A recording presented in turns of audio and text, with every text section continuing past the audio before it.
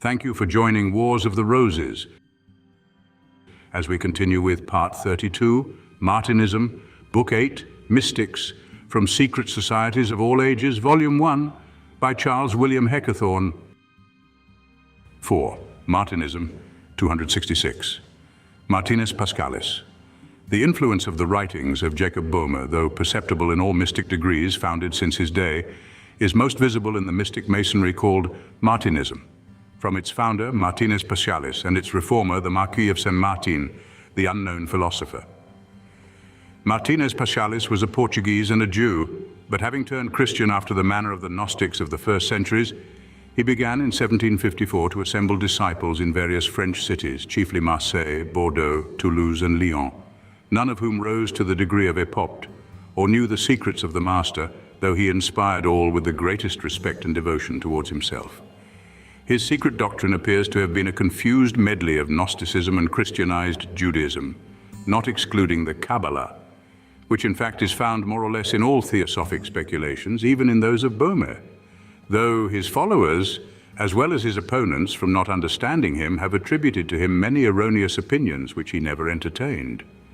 Paschalis laid great stress on the omnipotence of will.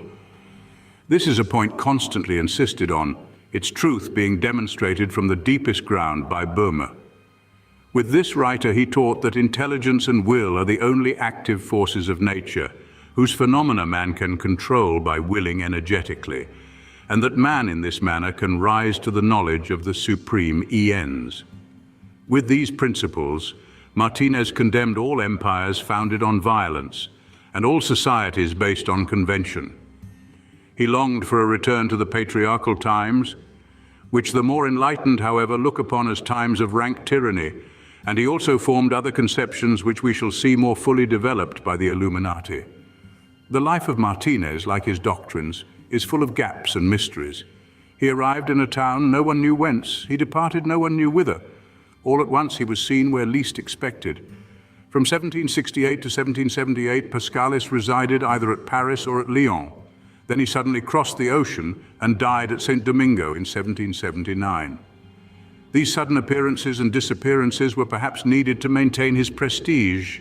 De Matre, who had much intercourse with his disciples, states it for certain that the order founded by him and called the Rite of the Elected Cohens or Priests had superior degrees unknown to the members of the lower grades. We know the names of 9 degrees, though not their rituals. They were Apprentice, Fellow Craft, Master, Grand Elect, Apprentice Cohen, Fellow Craft Cohen, Master Cohen, Grand Architect, Knight Commander. The zeal of some of the members, among whom we find Holbach, Duchampteau, and St. Martin, caused the order to prolong its existence sometime after the death of the founder. 267. St. Martin. We have seen that St. Martin was a disciple of Paschalis. He was also, for his day, a profound expounder of the doctrines of Bohme, some of whose works he translated. He, to some extent, reformed the rite of Paschalis, dividing it into 10 degrees classed in 2 temples. The first temple comprised the degrees of Apprentice, Fellow Craft, Master, Ancient Master, Elect, Grand Architect, and Master of the Secret. The degrees of the second temple were Prince of Jerusalem, Knight of Palestine, and Knight of Kadosh. The order, as modified by him, extended from Lyons into the principal cities of France, Germany, and Russia, where the celebrated Prince Repnin, 1734 through 1801, was its chief protector. It is now extinct. Thank you for watching, and please don't forget to share, like, subscribe, and comment, and if you can, please consider donating to Wars of the Roses. Links to PayPal and Patreon are in the description. Thank you so very much.